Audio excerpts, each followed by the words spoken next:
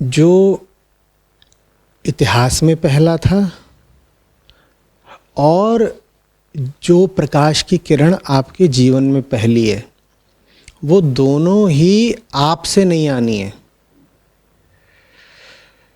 आप तो बस इतना कर सकते हो कि जब प्रकाश की किरण आने का समय हो उस समय सोए मत रहना। आप प्रकाश ला तो नहीं सकते, हाँ आए हुए प्रकाश से अपने आप को वंचित जरूर रख सकते हो। अहंकार की दुर्बलता समझिए। सूरज उगा सकते हैं आप? सूरज उगा सकते हैं? हाँ, इतना जरूर आपके अधिकार में है कि सूरज उगाया है, आप तब भी सो रहे हैं। रोशनी लाना तो आपके अधिकार में नहीं है, पर आई हुई रोशनी से भी वंचित रह जाना आपके अधिकार में है। तो हम ऐसे ही हैं, हम बहुत कुछ कर सकते हैं, हम बहुत सूरमा लोग हैं, पर हम जो कुछ भी कर सकते हैं उल्टी दिशा में ही कर सकते हैं। इसीलिए अध्यात्म आपसे कहता है कि कुछ नया करने की मत सोचो, पहले तो ये देखो कि तुम जो करे जा रहे हो वो क्या है। क्योंकि रोशनी आपकी ज़िंदगी में अगर नहीं है तो इसलिए नहीं वो अप्रकट है या गायब है क्योंकि सूरज को आपसे कोई रंजिश है।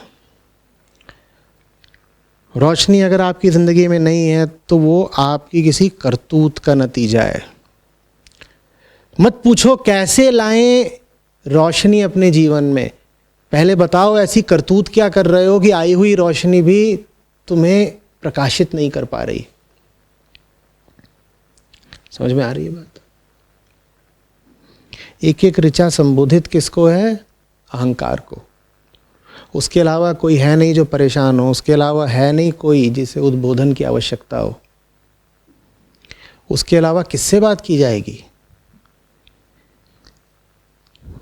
तो ये एक एक ऋचा बीमारी को काटने वाले सिद्धांत की तरह है। ये यूं ही कोई बात नहीं बोल दी गई। इन बातों का संबंध सत्य से कम और स्वास्थ्य से ज्यादा है। बीमारी को काटना है, मन की बीमारी को। उसको आप अगर सत्य कहना चाहते हैं, ऋचाओं में व्याप्त मर्म को, तो आप कोई बहुत सटीक बात नहीं कह रहे हैं, क्योंकि सत्य तो शब्दों में वर्णित किया जा नहीं सकता।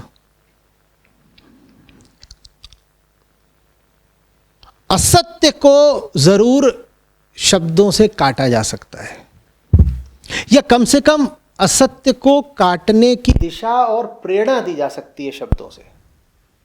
इतना काम करने का अधिकार रखते हैं शब्द।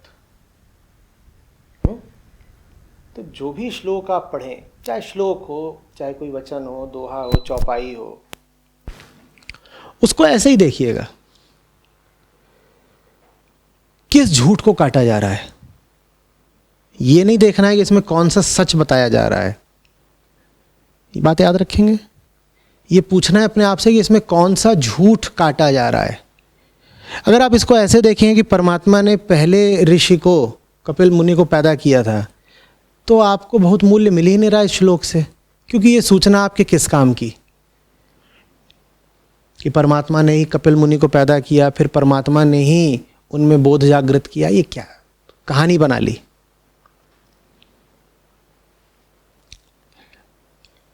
किस चीज को नकारा जा रहा है यहां पर?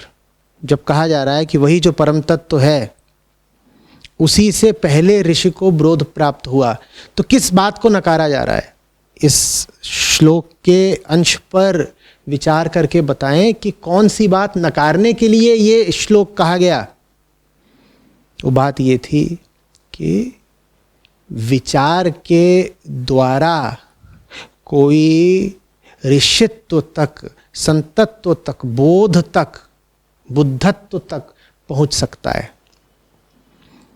अहंकार का दावा यही है। अहंकार कहता है मैं बैठे बैठे मैं विचार करके वैसा ही हो जाऊंगा जैसे ऋषि हुए थे।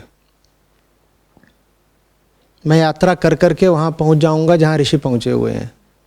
तो उस बात को काटने के लिए यहाँ ऋषि कह रहे हैं नहीं, तुम यात्रा करके अगर कहीं पहुंच भी गए तो बेटा तुम ही तो पहुंच गए, और तुम तो बड़े बीमार हो। तुम कहीं भी पहुंच जाओ, तुम स्वास्थ्य कैसे हो जाओगे? स्वस्थ नहीं, स्वास्थ्य कैसे हो जाओगे तुम? तुम तो स्वस्थ तक नहीं हो, तुम तो बीमार हो। बोध तो स्वास्थ्य का नाम है। हम ऐसे ही सोचते हैं, हम कहते हैं हम कुछ ऐसा करेंगे कि उसको पालेंगे। अध्यात्म में इस तरह के जुमले खूब सुने हैं ना, सच की खोज,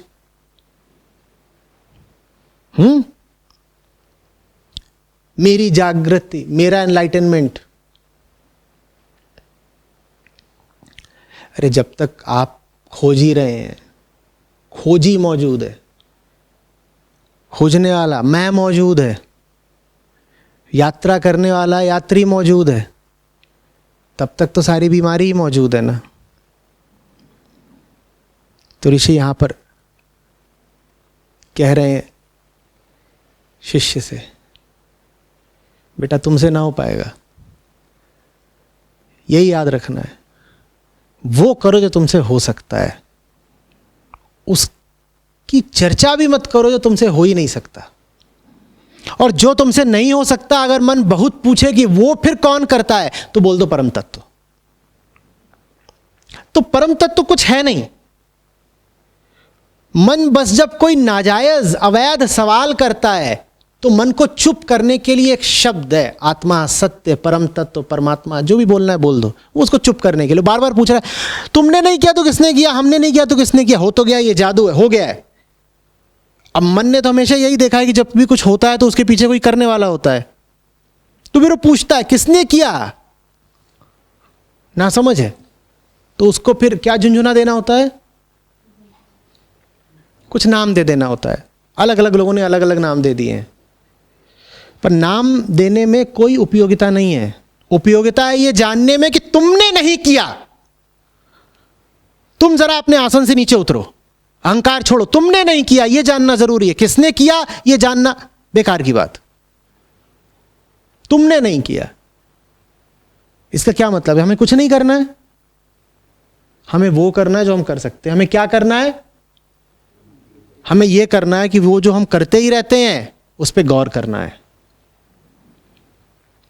बात स्पष्ट हो रही है? कुछ नया नहीं करना है, हिमालय नहीं फांद जाना है। हिमालय फांद भी जाओ तो भी तारों तक थोड़ी पहुंच जाओगे, या पहुंच जाओगे। ये देखो कि आजन्म करते क्या रहे हो, प्रतिदिन क्या करते हो, उस पर विचार करो, उसको साफ साफ देख लो। इतना ही हमारे अधिकार में है, इसी की उपयोगिता है। मेरे लिए बड़े से बड़ा अचंभा होता है जब मैं देखता हूं कि किसी की आत्म छवि उसके दैनिक क्रियाकलापों से बिल्कुल मेल नहीं खा रही, बिल्कुल हट करके है। और इससे बड़ा अजूबा हो नहीं सकता। दिन भर गड़बड़ियां, दिन भर चूकें, दिन भर प्रमाद, दिन भर आलस, और उसके बाद भी साहब को गुमान ये है कि हम कुछ हैं। ये कैसे कर ले जाते हो? तुम्हारी आत्म छवि माने सेल्फ कॉन्सेप्ट आता कहां से है? किस सपने में उतरता है? ईमानदारी की बात तो यह है ना कि मैं अपने आप को वैसा ही जानूंगा जैसा जीवन मुझे प्रतिदिन प्रमाण देता है। बार बार ठोकरें खा के गिर रहे हो, घंटे के हिसाब से दर्जन बेवकूफियां कर रहे हो, और उसके बाद भी अपने आप को ऐसे कह रहे हो कि साहब देखिए हम तो। कैसे? बैठाओ। ऋषि यही कह रहे हैं, उपनिषद बस इतना ही समझा रहे हैं कि बेटा तुम गलतफहमी में हो अपने बारे में। तुम वो हो ही नहीं जो तुम अपने बारे में सोचते हो। यही नहीं है कि तुम अपने बारे में ऊंचा सोचते हो, तुम नीचे हो। तुम बहुत नीचा भी अपने बारे में सोच लो तो भी तुम वो सोच नहीं पाओगे अपने बारे में जो तुम वास्तव में हो। तो बात ऊंचा है नीचा सोचने की भी कम है, बात सोचने की ज्यादा है। तुम्हारी सोच तुम्हें वहां तक नहीं ले जा पाएगी, तुम्हारा कर्म तुम्हें वहां तक नहीं ले जा पाएगा। बड़े प्यारे तरीके से कहते हैं, कहते हैं आंखें जाती हैं उस जगह को खोजने, उन्हें कुछ दिखाई नहीं देता। जबान चाहती है उस जगह के बारे में बोलना, उसको शब्द नहीं मिलते। मन जाता है उस जगह की खोज में, कल्पना में, वापस लौट आता है। ले दे के बात बस यही है, तुमसे नहीं हो पाएगा, तुम्हारे बस की नहीं है, तुम्हारे पास वो उपकरण ही नहीं है। तुम गलत जगह अपनी ऊर्जा लगा रहे हो, तुम सही जगह ऊर्जा लगाओ ना। तुम्हारे पास बहुत बड़ी लड़ाई है लड़ने को, पर तुम काल्पनिक युद्धों में व्यस्त हो। सही लड़ाई को तुमने पीठ दिखा रखी है, दिन भर जूझ रहे हो पर व्यर्थ ही। ऊर्जा भी जाया कर रहे हो, संग्राम में भी हो, पर उससे कुछ मिलना नहीं है। इसका मतलब ये नहीं है कि शांत हो जाओ, चुपचाप पड़ जाओ, कहीं उलझो नहीं। उलझने के लिए तो बहुत बड़ी चुनौती तैयार है, पर तुम उस चुनौती के लिए तैयार नहीं।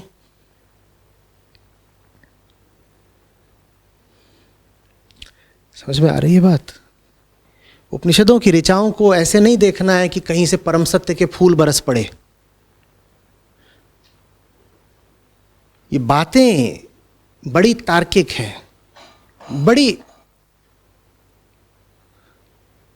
गणितीय हैं।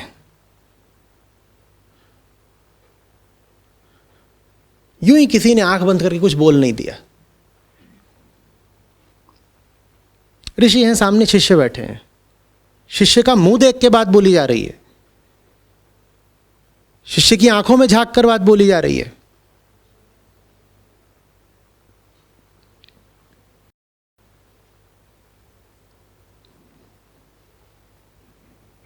हमसे कहा जा रहा है, हमारे अहंकार को संबोधित किया जा रहा है, अहंकार को बचा मत ले जाना। फिर कहता हूं, अपने आप से पूछा करिए कि मेरे भीतर के कौन से जाले को काटने के लिए इस ऋचा में झाड़ू मारा गया है। और आप ऋचा को समझे या नहीं समझे, इसका पैमाना यही है कि आप ये समझे कि नहीं समझे कि आपके भीतर की कौन सी बात को काटने के लिए रची गई ऋचा।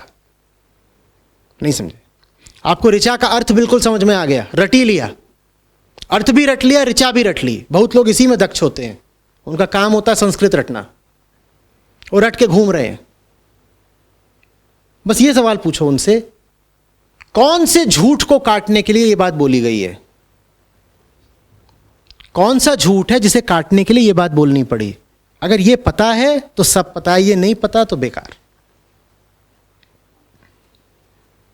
समझ में आ रही है बात? अगर कहीं कोई झूठ नहीं है तो ऋषियों को बोलने की कोई जरूरत नहीं है, वो तो अपने मौन में ही आनंदित हैं। वो काहे को बोलेंगे शब्द व्यर्थ की बात? उन्हें बोलना पड़ता है क्योंकि उनसे झूठ बोला गया है। वो झूठ कहाँ है? कभी शिष्यों के प्रश्नों में, कभी शिष्यों की आंखों में, कभी शिष्यों के चेहरे पर। चूंकि उनसे झूठ बोला गया, किनसे? ऋषियों से, इसीलिए उस झूठ को काटने के लिए उन्होंने फिर ऋचा को बोला, अन्यथा कुछ नहीं बोलते। उनके सामने कोई सच्चा आदमी बैठ जाए तो बस मौन से मौन मिलता रहेगा, शब्दों की कोई जरूरत नहीं। स्पष्ट हो रही है बात?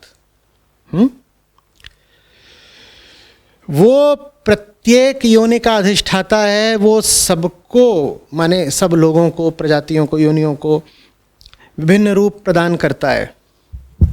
वो कुछ नहीं करता। आप बस ये समझ लो कि आप नहीं करते, क्योंकि हमारा गुमान क्या है? हमारा गुमान क्या है? हम करते हैं, नहीं आप नहीं करते। और अगर आप इतने से ही संतुष्ट हो जाओ कि आप नहीं करते, तो ये कहने की कोई जरूरत भी नहीं है कि परमात्मा करता है। अगर आपको कह दिया जाए आप नहीं करते और आप इतने से मान जाओ, मौन हो जाओ, तो कोई जरूरत नहीं है कहने की कि कोई परमात्मा करता है। पर हम इतने से मानते नहीं। हमसे जब कहा जाता है आप नहीं करते, तो तत्काल हम प्रतिप्रश्न क्या करते हैं? हम नहीं करते तो कौन करते थे? कोई छोटा बच्चा पूछे तो छोटे बच्चे को फिर क्या बोल दिया जाता है? वो करता है, आसमान वाला अंकल। वो बच्चा खुश हो गया, अच्छा आसमान वाले अंकल ने करा है। आसमान वाले अंकल ने कुछ नहीं करा है, बस तुमने नहीं करा है, ये जान लो, तुमने नहीं करा है, ये जानना बहुत जरूरी है। जो कुछ भी सुंदर है,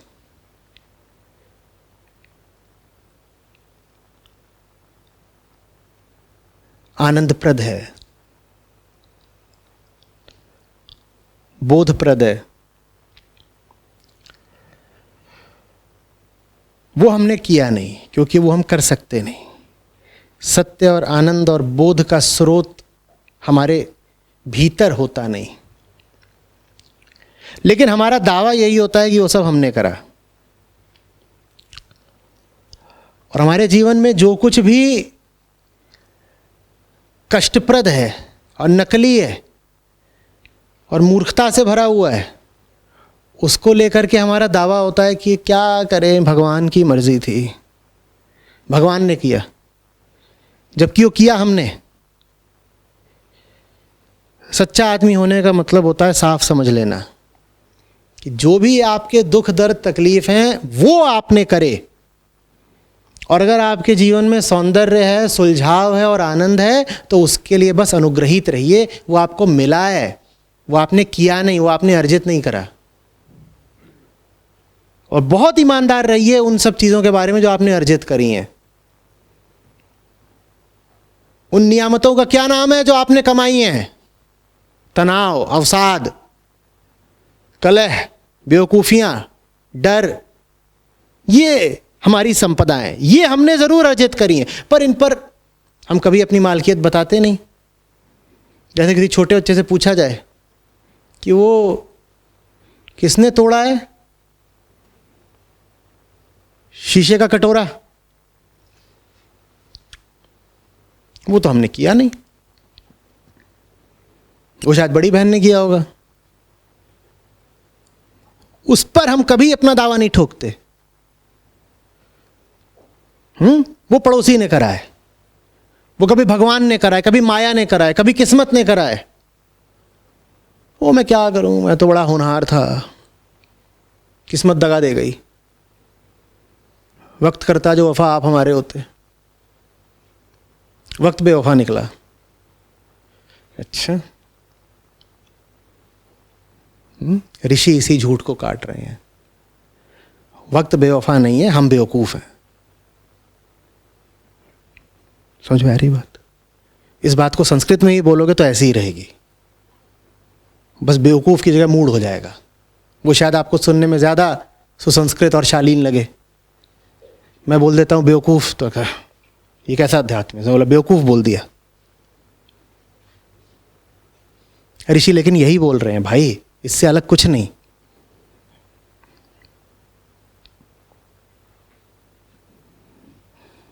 समझ में आ रही है बात? वो युग मर्यादा का था, तो उनकी भाषा भी मर्यादित थी, तो वो बड़े ससम्मान बोलते थे। वो ऐसे नहीं बोलते थे कि बात चुप जाए। ये युग मर्यादा का है क्या? इस युग में मर्यादित भाषा चलती है।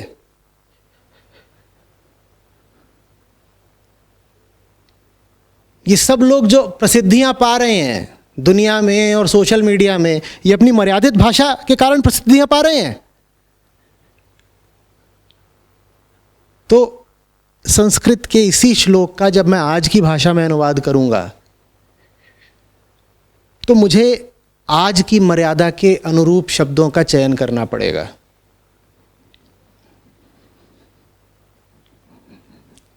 समझ में आ रही है बात कुछ?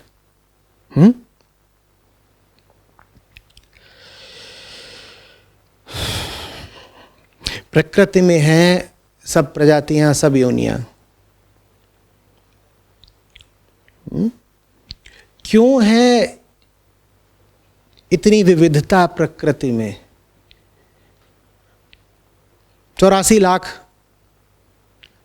कही जाती हैं। 84 लाख नहीं होंगी तो हो सकता है 84,000 हो, 2 करोड़ हो, कोई संख्या ही होगी। वो संख्या कहां से आ गई? किसके लिए है वो संख्या? जहां से मन आया वहां से वो संख्या आ गई। ये सूत्र बार बार दोहराता हूं, भूलना नहीं है। जब भी कुछ पूछा जाए कि कहां से आया, तो तत्काल क्या पूछना है? किसके लिए आया? किसको दिखाई दे रही हैं ये लाखों योनियां? हमें ही दिखाई दे रही हैं ना। तो ये वहीं से आई जहां से हम आए। हम कहां से आए? जहां को हम जा रहे हैं। हम कहां को जा रहे हैं? पूछो अपने आप से। जहां को तुम जा रहे हो वहीं से ही सारा संसार आया है। हम कैसे मान लें कि हम वहीं से आए हैं जहां को हम जा रहे हैं? बच्चा सांझ ढले अगर किसी दिशा में जा रहा है तो वो उसका घर ही होगा जहां से वो सुबह सुबह निकल पड़ा था, भटक गया था। घर की तलाश में तो घूम रहे हो ना। आदमी यही तो बोलता है, यात्रा कर रहा हूँ, यात्रा कर रहा हूँ, मंजिल चाहिए। मंजिल माने घर, आखिरी ठिकाना।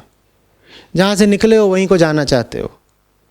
एक बिंदु है मौन का, एक शांति है जहाँ से उठे हैं हम, वहीं को जाना है। काहे को उठे हम? इरादा क्या था उठाने वाले का? भैया किसको लग रहा है कि उठे हो तुम? जब तुम कहते हो काहे को उठे हम, तो ये बताओ किसको लग रहा है कि तुम उठे हुए हो? तुम्हें ही लग रहा है ना कि तुम उठे हुए हो। उठे हो माने अस्तित्व मानो, तुम्हें ही लग रहा है ना। तो तुम हो इसीलिए तुम उठे हुए हो। तुम ना रहो तो न तुम हो न संसार है, न कोई अस्तित्व है, न कुछ उठा हुआ है, न कोई उठाने वाला है, न कुछ रचा हुआ है, न कोई रचने वाला है। तुम हो इसीलिए सारी दुनिया है। और तुम क्यों हो? क्योंकि तुम बेचैन हो। बेचैन क्यों हो? क्योंकि तुम अंधेरे में हो। अंधेरे में क्यों हो? ध्यान नहीं दे रहे ना, ध्यान दो। अब संसार बचा क्या? तुम प्रकाशित हो जाओ, फिर अंधेरे में तुम्हें सब जो भूत प्रेत दिखाई दे रहे हो बचे क्या? तो बार बार पूछते हो कहाँ से आए, कहाँ से आए, कहाँ से आए? अरे अंधेरे से आए पागल, है थोड़ी। अंधेरे से उठ रहे हैं, रोशनी ले आ दो सब हट जाएंगे। है नहीं वास्तव में वो। समझ में आ रही है बात? ये जो कुछ भी हमें दिखाई दे रहा है, वेदांत कहता है ये हमारे अहंकार का प्रक्षेपण बोल लिया। ये बोल लो कि द्वैत का साथी है, द्वैत का दूसरा सिरा है। हम हैं इसलिए ये सब कुछ है। बार बार ये न पूछा करो कि लोमड़ी की फलानी प्रजाति कहां से आ गई। अंततः वो तुमसे आई है। वैसे तुम शोध कर सकते हो और पता कर सकते हो कि लोमड़ी क्या थी, ये थी, वो थी। फिर तुम कहोगे ऐसा था, वैसा था। फिर बिल्कुल अमीबा तक पहुंच जाओगे। फिर कहोगे नहीं और पहले जाना है, जीवन कहाँ से शुरू हुआ? अच्छा पानी से शुरू हुआ, वहाँ पे फलाने रसायन मिले, अमीनो एसिड बने, उससे जीवन की शुरुआत हो गई। ये सब बातें गलत नहीं है, ठीक है, लेकिन ये सब बातें तुम्हें शुरुआत तक नहीं ले जाती। कहोगे पानी से शुरुआत हुई, तो पूछोगे पानी कहाँ से आ गया भाई? फिर पानी तुम जहाँ से बताओगे वहाँ से आ गया, तो भी पूछना पड़ेगा वो कहाँ से आ गया। फंस जाओगे ना। ये फंसा फंसी से अच्छा है सीधे कह दो हमने किया। इतना फसाद कौन फैलाए कि वो किसने किया, वो किसने किया, वो किसने किया। इससे अच्छा यही कह दो हमने किया, बात खत्म करो। हमने किया, और बात जब खत्म हो गई तो कुछ बचा ही नहीं। खेल तो सारा यही है ना कि बात खत्म करनी है।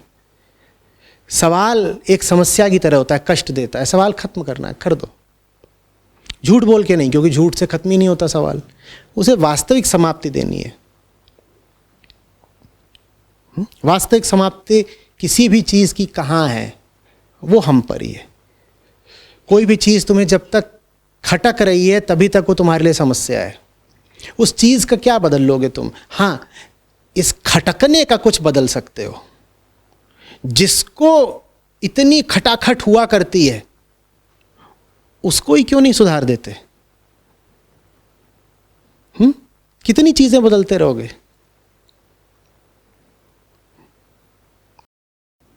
पूछा करो किसके लिए, फॉर होम। बड़ी समस्या, बड़ी तकलीफ है, किसको? सस्ता उत्तर नहीं दे देना है कि मुझे ही तो है। नहीं, मुझे माने किसको, कहां से होने लग गई? क्या इसी स्थिति में 10 साल पहले भी मुझे तकलीफ होती? क्या यही काम कोई और व्यक्ति कर रहा होता तो भी मुझे तकलीफ होती? क्या यही काम किसी और के साथ हो रहा होता तो भी मुझे तकलीफ होती? ये कुछ मूल प्रश्न हैं जो पूछने ज़रूरी होते हैं।